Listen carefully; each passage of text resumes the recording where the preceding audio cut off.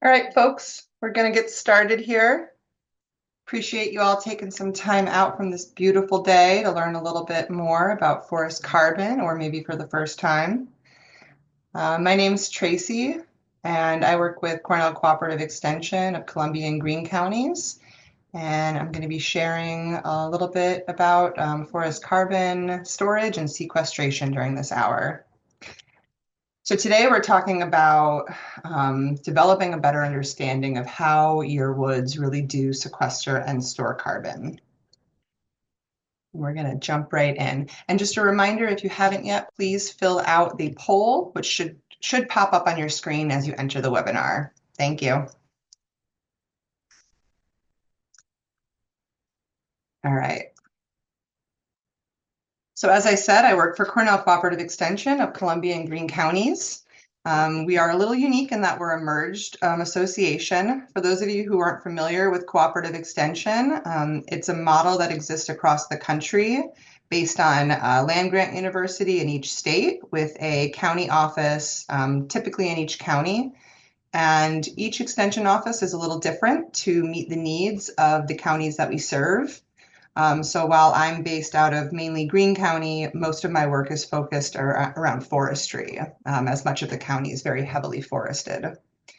In general, we focus on outreach and education in a few different topics. The program area that I work with is the natural resources program area. And just to add to our uniqueness, we have a few things going for us. In addition to our merged county offices, we are an agroforestry resource center. That was developed in the early 2000s and responded to a community survey to identify what landowners need, how we can best serve them and their properties. And we do a lot of that through our model forest. It's called Sayusla Model Forest. It's here on site with us, and it's a 142-acre demonstration forest where we exemplify best management practices, things that go well, things that don't go so well with forest management, and use it as a living classroom. And this work is being offered in partnership with the Nature Conservancy. Their mission is to conserve the lands and waters that people depend on. And they've got big goals for 2030, which look like conserving millions of acres of land, protecting thousands, hundreds of thousands of miles of rivers and streams, and supporting the people who steward and depend on those places, like you all today.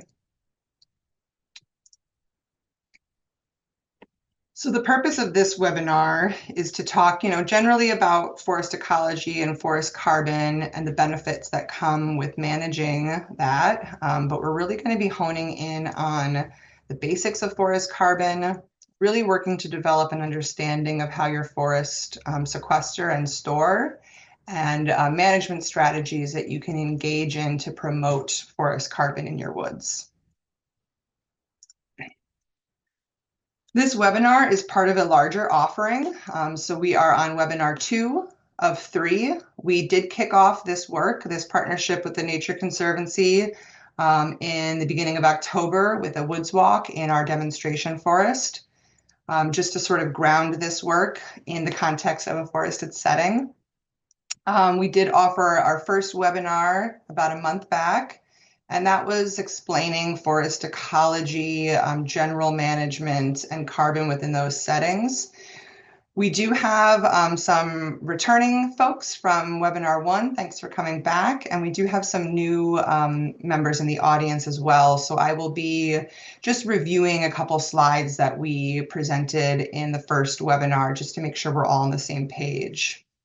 And then webinar 3 is coming up next month, beginning of December. And that one is going to be much more focused on enrolling and engaging with forest carbon markets. So not to be missed.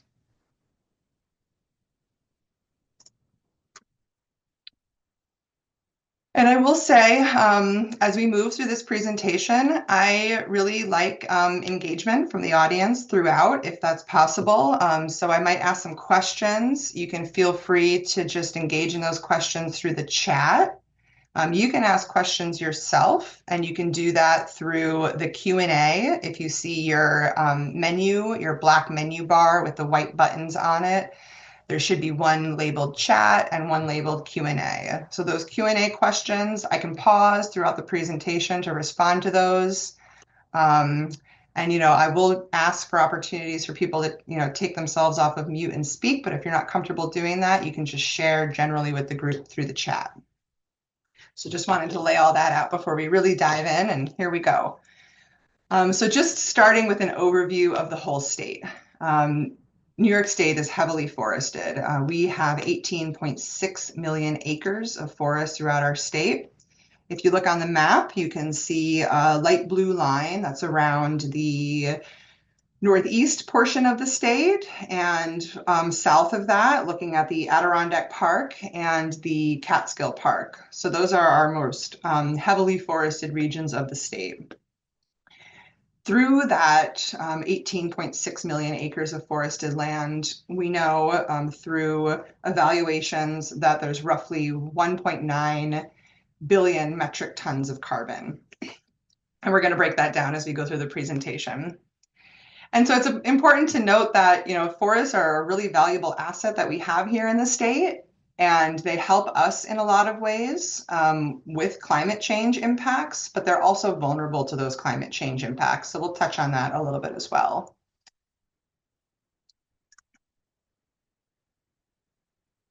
All right, so let's do some maybe elementary or middle school science class refresher here. Looking at the photosynthesis equation, this is really what it boils down to is plants, and we're talking about trees today, taking in carbon dioxide and water, and through the energy received by sunlight, they're able to convert that carbon inside the plant into glucose, which is a carbon molecule. And then that glucose, that sugar molecule, is used to build cells. And that's how that carbon is moved from carbon dioxide into the air, into sugars into the tree, and then locked into the wood in those carbon molecules as the tree or any other plant grows. We do know that trees are about 50% carbon. And we know that healthy trees and healthy forests absorb or sequester a lot more carbon than an unhealthy tree. And so how do we get those numbers? A lot of measurements. What you're looking at here on the image on the left of the eastern portion of the country is showing census data. So across the country, there are forest inventory plots. If any of you were at our Woods Walk back in October, you might have seen through our tour in Sayusa Model Forest center plots, as we have forest inventory plots as well. In our forest, we sample those plots on a 10-year rotation, and I think that's pretty standard for forest inventories. So these plots here that we're looking at were through 31 of the eastern US states, and they were in 6 broadly defined forested types. So you can see illustrated underneath each map. And the shading symbolizes live tree carbon in different classes based on the measurements that are used for carbon, which is milligrams per acre in this setting. And on the right side of the slide, you'll see a forester. That's actually a forester from the Nature Conservancy conducting an inventory. And so he is out there, boots on the ground, collecting that data that will be used in a lot of different ways. So you can see here him measuring the tree, and that's a little bit of a teaser of how we actually do assess forest carbon in a tree. And so here it is. I'll just pause quickly. I see we have a question coming in from Anthony asking if fungi and mycelium in forest beds sequester carbon like trees do. They absolutely do. And we're actually going to get into that on the next slide. So I appreciate the prep for that, but just sit tight for 1 minute and we'll circle back to your question. So what we're looking at here on these images are 2 different forested stands. So a stand is a similar type of forested trees and habitat that's able to be measured and evaluated together. And then you see dots throughout those two different stands, and those are plot centers, so those forest inventory plots. Those plots are really intensely measured. There's a lot of data that's collected, and here's how some of that data is used. So I just wanted to walk you through a simplified formula to give a better understanding of how we determine carbon in a tree.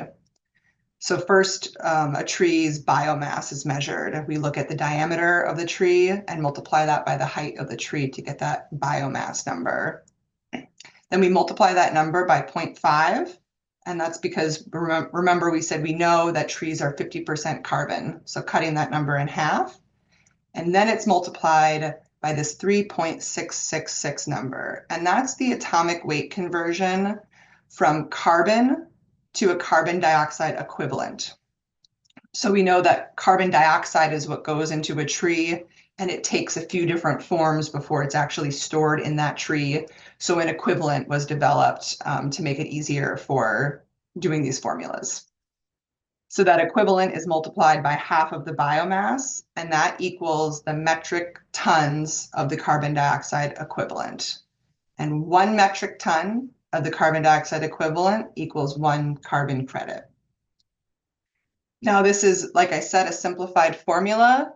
This is also generalized. So there are species coefficients that can be applied to alter the result of this number based on what tree species we're looking at. As we get into this presentation, you'll come to understand that different trees sequester carbon at different rates. Sugar maple, for example, sequesters more carbon. So their species coefficient would likely be 1, leaving the number the same. But other species like pine that do not sequester and store carbon as efficiently would have a lower species coefficient number. Okay. So back to Anthony's question. Where is carbon stored? So this can be broken out into what are called carbon pools, and there are 5 different carbon pools. So what we mainly think about when we think about carbon sequestration is it going into the tree, and that's how it starts. But that storage is broken down into different components of the forest. So carbon can, of course, be stored in the live above ground portion of the tree. It can also be stored in the live below ground portion, the roots. As the tree grows, portions of it break off and fall to the forest floor, still holding that carbon. So that's dead wood. And that can actually be, laying on the ground, or it can be standing dead wood, or what we call snags, trees that are left as they die to stand. We also have leaf litter, which consists of, or we have litter, which consists of leaves and needles and really small branches that are too small to be considered dead wood. And then the last one, which is equally as important as the live above ground portion of the tree, is the soil organic matter. That is the processes that are happening in the forest floor that are breaking carbon molecules down. Some are released and some are stored permanently in that forest floor. If you look at the image next to the carbon pools, you'll see different forest types. So we have northern hardwood, oak pine, spruce fir, and oak hickory. And it breaks down the different amounts in either metric tons or in percentage where that carbon is stored. So it's really, interesting to see this light green and dark green. The dark green is I'm sorry, I want to make sure I'm looking at the right number here. Yes, all right. So the light green is the organic matter. So what carbon is being stored in the forest floor. And the dark green is the live above ground. And you'll notice as you look at all those different forest types, those numbers are really similar, except for maybe the spruce fir. But you'll see that those numbers are really similar across the board. And then you can also see that breakdown in percentages of those other categories, which are still substantial and still notable, but not nearly as big. And you'll see in the middle of these circles, it gives you a number of metric tons per acre. So, for example, in a northern hardwood forest, we could expect typically to see 77 metric tons of carbon stored per acre. Okay.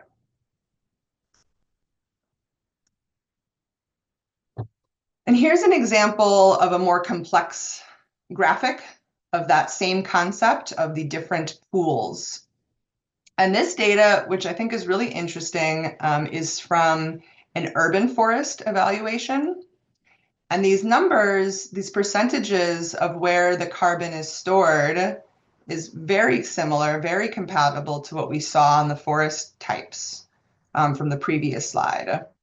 So I just think it's, important to note that no matter how small a green space is, they have similar ecological functions and serve us in similar ways.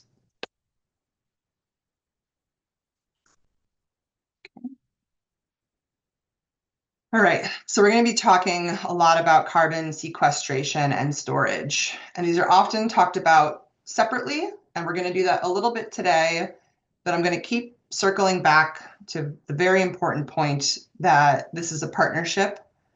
These things need to be kept in balance. This act of pulling carbon out of the atmosphere and then storing it in the forest, there's a balance needed between those two actions. And the fact that forests do both is actually considered a natural climate solution. So the fact that they do both shows characteristics of climate mitigation, adaptation, and ultimately resiliency. So let's talk a little bit more about that. A little bit of a refresher for those who were with us last time, but just wanted to go over this so we're all on the same page. So forests help us both mitigate and adapt to climate change. So mitigation is the reduction of greenhouse emissions to prevent future climate change impacts. And here's a couple examples of how forests do that. As we know, they sequester carbon, they take it out of the atmosphere. They also help mitigate climate change by helping us reduce energy uses because ultimately forests help to regulate temperature, which you can see is an adaptation. Forests also help us reduce pollutants by filtering the air, and through their photosynthesis processes, they release oxygen for us to enjoy. An adaptation is adjusting to current and future effects of climate change. So forests also do that. And they help us do that by providing clean water, regulating rainfall patterns, reducing floodwater impacts by absorbing, and as I mentioned, regulating temperature.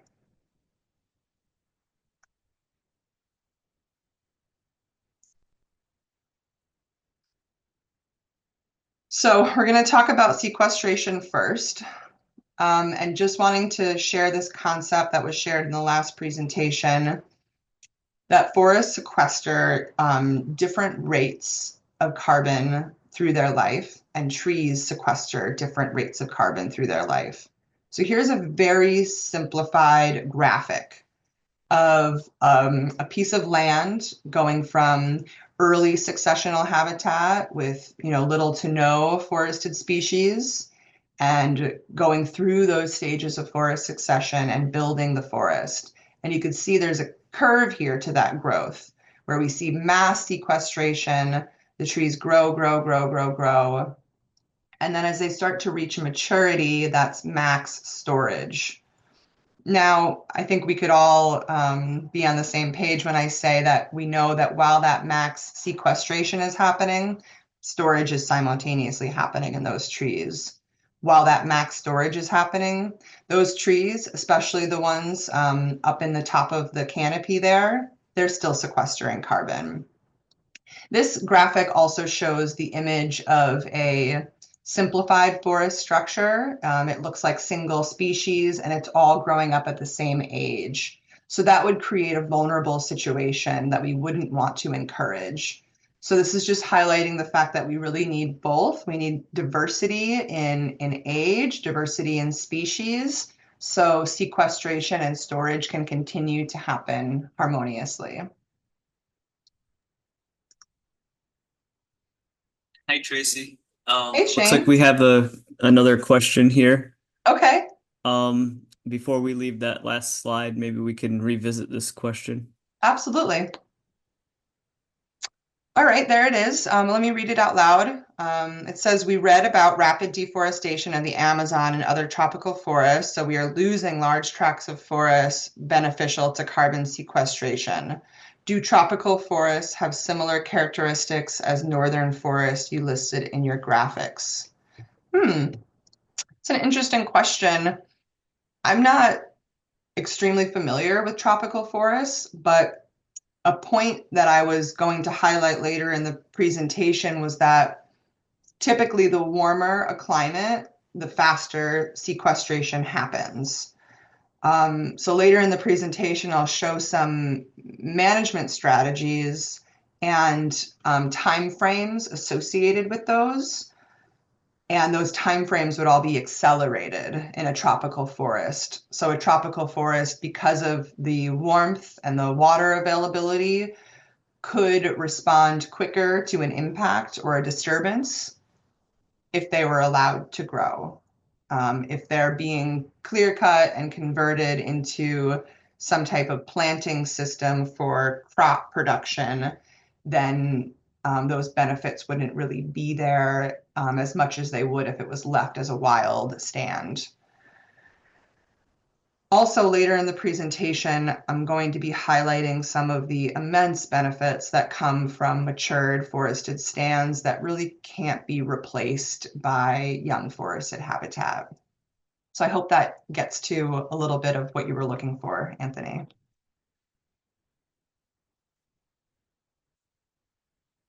Okay, so looking at the graph on the left here, we're just continuing to talk about the different rates of sequestration over a tree's life. And so the chart on the left here shows a stocking curve. So on the bottom of the chart, we're seeing age classes from 0 to 20 up to 120 plus years old. On the left side, we see units from 0 to 100, and the unit of measurement there is TC/HA. So that's tons of carbon per hectare. On the other side, we see tons of carbon per hectare per year. And you'll just note that when the tree is young, it's sequestering, it looks like 90 tons of carbon per hectare. And as the tree continues to age, that sequestration rate goes down. That black line in the middle of the graph is the stocking rate. So that's equating to the volume of wood in an acre, in an hectare. And you'll notice that that stocking line follows the same curve as that max sequestration and max storage chart that we looked at on the first page.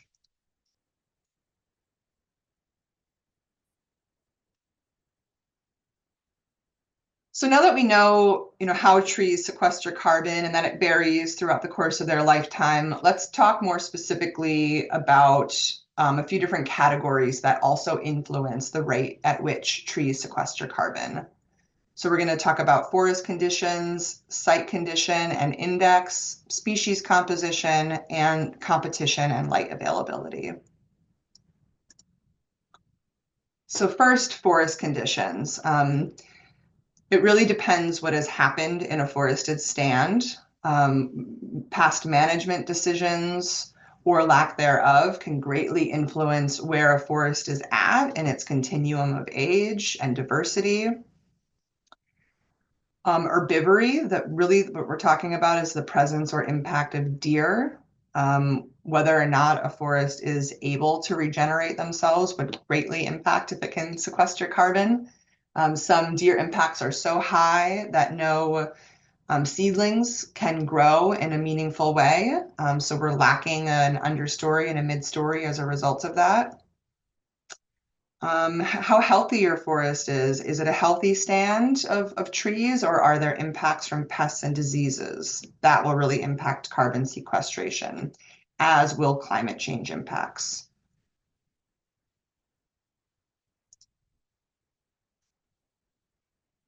Okay, and site conditions. So we framed these in the last presentation as the characteristics of forest ecology.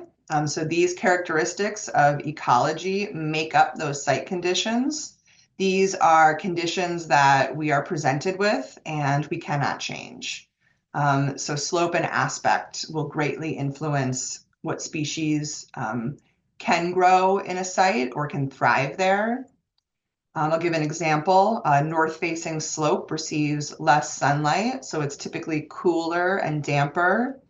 Trees like sugar maples prefer those conditions, as opposed to a tree like an oak that would prefer a south site, facing the sun, receiving more light, and tolerating maybe more dry soils.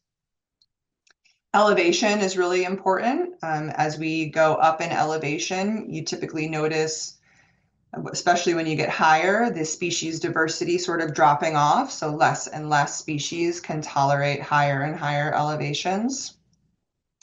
The climate of a given region will impact the species that grow there. Preferences in highs and low temperatures and general water availability. The soils, so back to the soils, the fundamental component of the forest that influences all. So those soils, the geological bedrock, the nutrients available, the soil types, whether they're heavy clay, heavy loam, heavy sand, those will be the greatest impactor of what grows in a forested site, as will air and water availability, airflow, temperature, saturated soils, quickly draining soils, things like that will impact what grows there. And then once something is growing there, can also alter how quickly or slowly it may grow, like the rainforest example that we just discussed. And so when combined, those ecological characteristics determine the site quality. And site index is what's used in forestry to determine, or I'm sorry, to describe the quality of that site. Site index is defined as the total average height of the dominant and codominant trees in a fully stocked even age stand. So let's talk about what that means. So even age stands, like we saw in that simplified graph, are trees that have all grown up together and are all the same age. That is actually a very common scenario in our forested types. So that's even aged. Fully stocked means that there is like that full potential of trees to grow there. It hasn't been thinned. It hasn't really been managed. There hasn't maybe been a disturbance. So those trees might be tight in there. Again, very similar, very common scenario that we have around here. And the first thing I mentioned was that it's the average total height of the dominant and codominant trees in that setting. So if we look at the graphic here on the right, we can see that different trees of the same species or different species have different crown positions. And those are defined as dominant, meaning they reach the top of the canopy and they're getting the best light, giving them the best chance to grow. Codominant, labeled in this graph as a 2, which is up there, very close to the top of a 1 of a dominant tree, but maybe just tucked a little bit under. Intermediate are the 3s here, and they're just settled just below the top of the canopy there. So they are getting some shade cast on them. They're not in full sun. And then a 4 is either called suppressed or overtopped. That's a tree that does not have much hope. If it's managed earlier on in its life for increased light availability, it will take off and grow. But if it's left there in the understory, it will lose its vigor and ultimately just stay there until it perishes. So those are the different factors that are used to determine a site index. And the graph on the left here shows eastern white pine and its different abilities to grow based on those site index. So we see 3 different trees on this graph. The bottom one is growing to 70 feet in height, much lower than the other 2, which are at 100 and 120 feet in height. And I will note that this data came from the south, where their trees do grow taller because of that increased warmth. White pines typically don't grow this tall in our region. And so these indexes can be used to generalize and predict the growth potential based on the combination of all those ecological characteristics.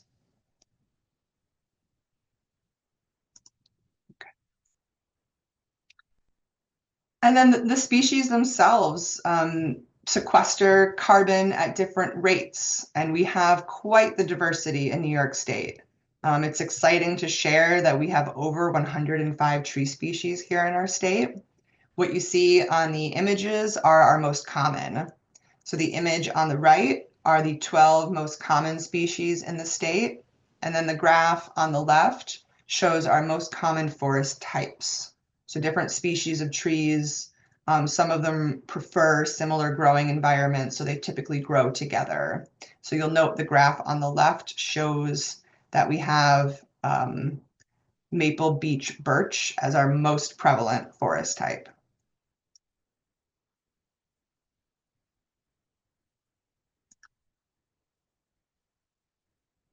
All right, competition is another big one. You could have a great site, the right species, all the right conditions, but they could be competing for the available resources that are limited. So the image that we have on the left here shows a recently released deer exclosure. So you see dense, small stem trees growing together. This is an area where deer were excluded. There was full sunlight, and all these trees grew up together. And the act of doing that causes them to reach for the sky and causes them to grow as fast as they can to get that top line of the canopy, to be a dominant tree in the canopy. And so that actually develops some really nice growth forms and allows the tree to grow straight without a ton of lower limbs. But they're fighting. They're fighting to get there, and not all of them can win. So that competition will cause some trees to die out as others win. And it's just might be that one tree was just in the right spot and another tree was just in the wrong spot. And so I mentioned that this image on the left, that regeneration happened in full sunlight conditions. And so it's equally important to look up as it is to look down. What's happening up in the canopy mirrors what's happening beneath the forested floor. And so it almost gives you a visual representation of the competition happening below ground. So here's a couple different examples of different canopy closures. You can see on the bottom, those are ranging from 80 to 100% canopy closures. So that's the fully stocked stand. There's like as many trees in there as can be in there. And so really only the trees up in the dominant trees and the top of the canopy are getting that full light, and everyone else below is getting filtered light. And that will alter the rate at which they can grow.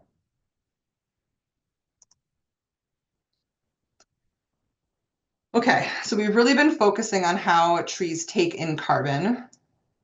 As I mentioned before, and I'm going to keep mentioning, it's really important to recognize that both of these processes are happening. Both these processes of carbon sequestration and storage are happening at the same time, and they're both equally as important. A nice analogy that Brittany Wenke shared from the Nature Conservancy is to think about sequestration like you're depositing money in the bank, and to think about storage as principal earned on that deposit.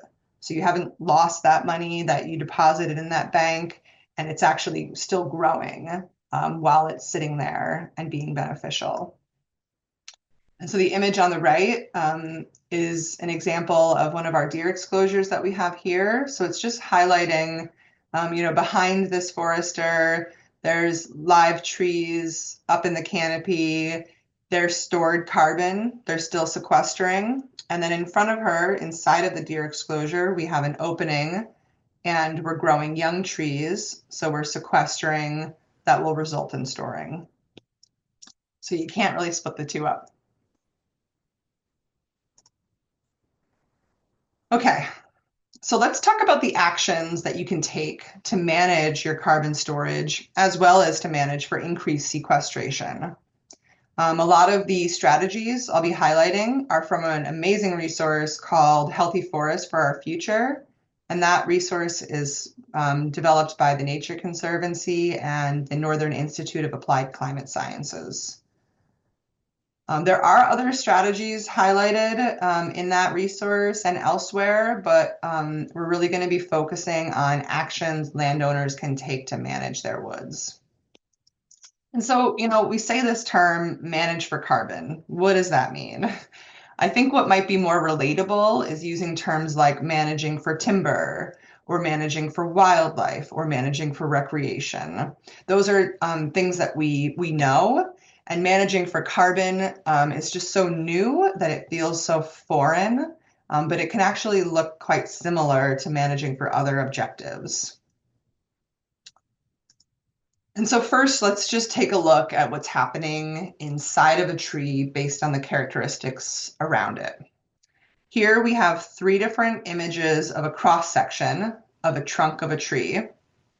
These are from a site in California, but they really just perfectly illustrated what I wanted to show you today. So just imagine that there's different species growing in our woods doing the same thing. So the cross section of all of these trees are 6 inches in diameter. These are from 3 different trees. The one on the left is a ponderosa pine that's 70 years old, and it's still 6 inches in diameter. That tree was grown in a dense stand with a lot of competition. The tree in the middle, still 6 inches, is 9 years old. Same species, ponderosa pine. That was grown in an open stand with very low competition. So it had access to all the resources it needed and put on 6 inches of growth in 9 years, as opposed to 6 inches of growth in 70 years. The tree on the right is a different species.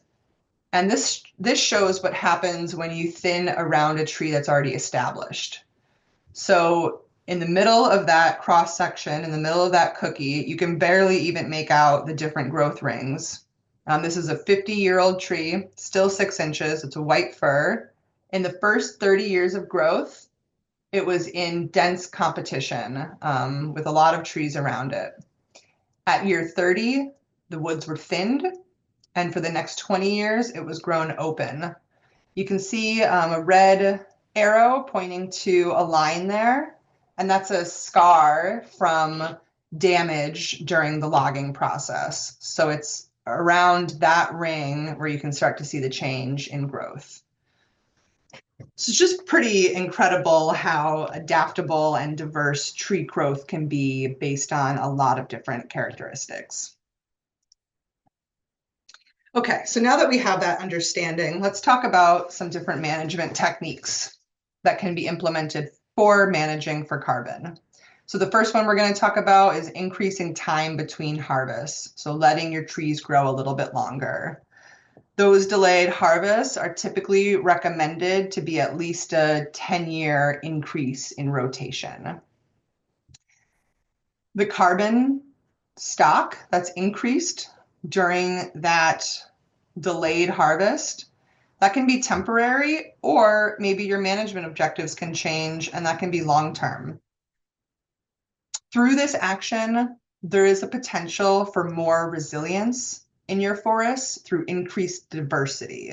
So the longer your forests, if they're healthy, are allowed to grow, the more diversity that you might see in structure, so that understory, midstory, and canopy, and the more diversity you might see in species. As we mentioned in the last webinar, some species require shade to regenerate.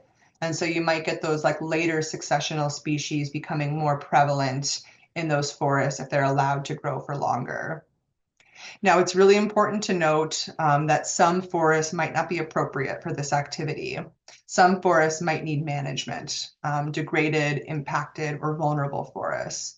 So what do I mean by that? A vulnerable forest could be a single species. So if you have just eastern white pine and nothing else, that's going to be vulnerable. If a pest comes along or a big windstorm comes along, it could take out all of those species, and you wouldn't be left with anything.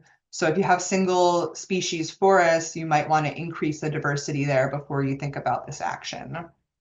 Other impacts could be a pest or a disease. Think of emerald ash borer with your ash trees. So it's important to consider the health of the forest before implementing any of these. And this next one is similar, but this is more long-term. So this is establishing a forest reserve, and that means really long-term or maybe even permanent protection for some or all of your woodlands, depending on your goals. Again, leaving forests to mature will really increase the complexity that exists within them. And we know complexity really equates to resiliency. The more complex, the more able they are, or the more prepared they are to withstand impacts from climate change. And as you establish older forests, these forest reserves, you're allowing all of those pools of carbon to grow. You're above ground, you're below, you're downwood, and your soil carbon pools can really develop as those microbial networks are really able to develop and thrive. Again, if you have a degraded or impacted forest, this might not be the right fit. You might need to do a little bit of management before you can start working on this. And a note in our model forest here, which is a system, it's one of 4 different model forests. We, in addition to conducting inventory analyses and collecting data, we do implement management strategies and treatments as needed. But we do keep some areas of our forest untouched, and that can be called a control, so a reference point for the other areas that you're managing. And that can be a really useful tool to see what would happen if you didn't cut, X, Y, and Z.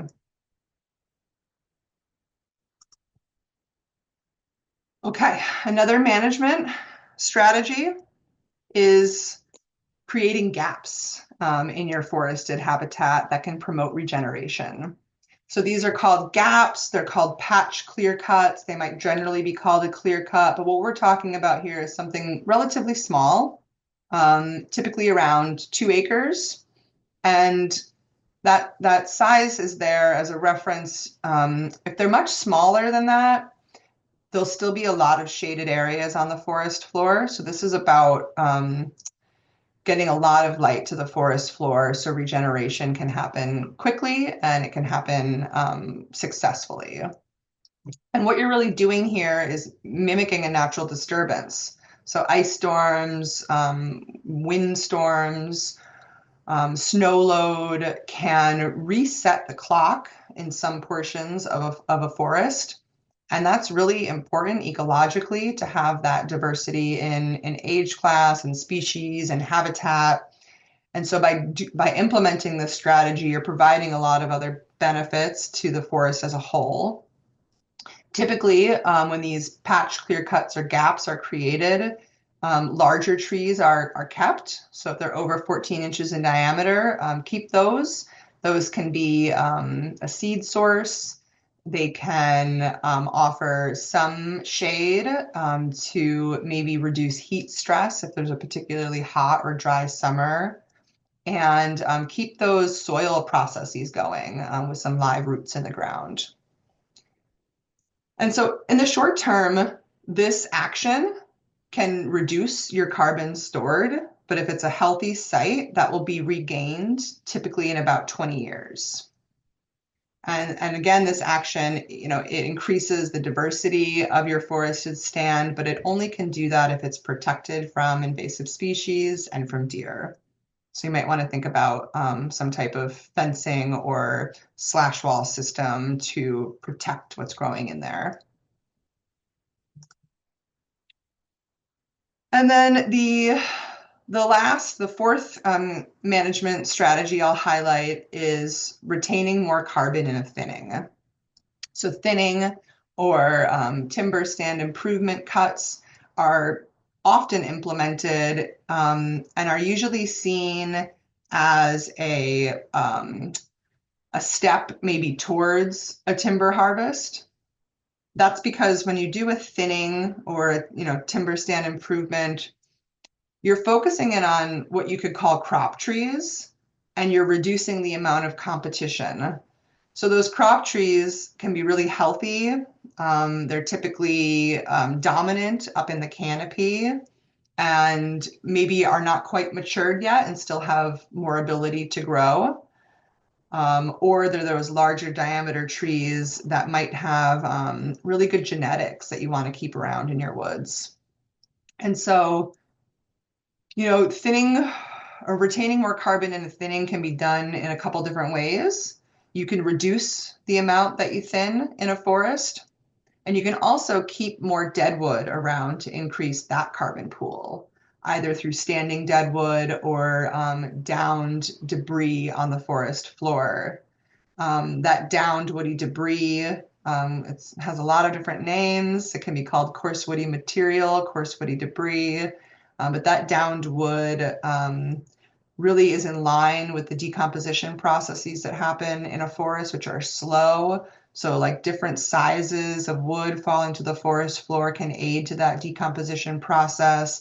It can help reduce soil erosion, improve soil function, and be the nutrients that are feeding that next crop to grow. So keeping more of that around is helpful in a lot of different ways, but also, mainly to increase your carbon pool. And so, doing this light thinning can really increase the vigor overall of your forests and help them grow more rapidly. All right, and I'm going to pause for a question here before we wrap it up and move into our discussion section for the end of this presentation. So Anthony asks, are there certain requirements for the amount of land you need to qualify for participation in carbon-related programs? If so, can you co-join with contiguous landowners to meet such requirements? That's a great question, Anthony. We didn't really talk much about carbon markets during this offering and the different programs that you can get into. But, in general, yes, there are different requirements for landowners to enroll. And what's been happening in the carbon market is that large landowners have been able to access these markets while it's been too expensive for smaller landowners to access. And so, something that initiated this work is the increase in carbon market programs that are accessible to smaller size landowners. The Nature Conservancy's carbon program, for example, allows down to 30 acres, and I believe they're working on maybe 15 to 20 acres as a minimum. So there are different carbon market programs different forest carbon programs that landowners can now enroll in. And I did see another question about resources. We are sending out recorded versions of these webinars, and I think something I might do is just send all 3 webinars to every registrant. So if you registered for this one, but not webinar 1, I'll still send you the recording. So that way you can have all the information complete in a package. And you might also want to look out for that 3rd webinar coming up on December 11th. So we're going to be talking more about forest carbon markets there. So you might get more of your questions answered. All right, and so that wraps up my presentation for this hour. I'd love to stay and chat if folks are interested. We did ask those poll questions at the beginning. But, what we're really curious about is, these few questions that we have up here. Mainly, we want to know, maybe if you engage in active management in your woods, or if it's something you think about, but maybe have some barriers and haven't been able to get into yet. And so if you do, or if there's reasons why you don't, we'd like to hear from you. You can either put information in the chat, or you can raise your hand.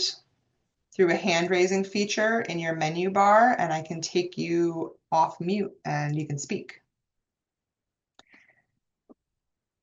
So yeah, really appreciate you guys all taking some time out of this very beautiful, unseasonably warm day, and appreciate the information that's been provided in the poll.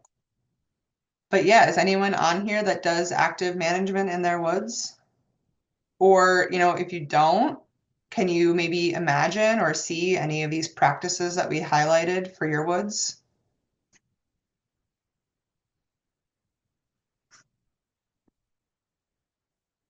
Well, I'll start.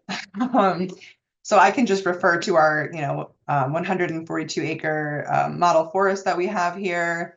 And I'll go back to this slide where we have an image on the right here of a sugar maple tree, a larger diameter one, and then a very small diameter sugar maple tree growing out of almost the same root system. Immense competition happening there. So those smaller diameter hardwoods are perfect for growing shiitake mushrooms on.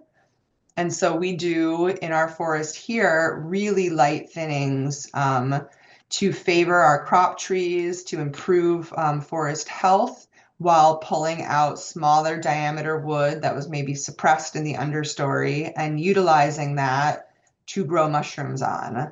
And we do that on the wood that's over, maybe 4 inches in diameter, and then all the tops and the branches and the smaller diameter pieces of wood stay there on the forest floor.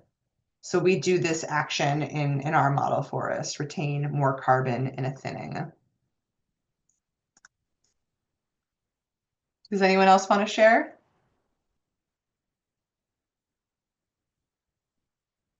All right, I'll take the pressure off.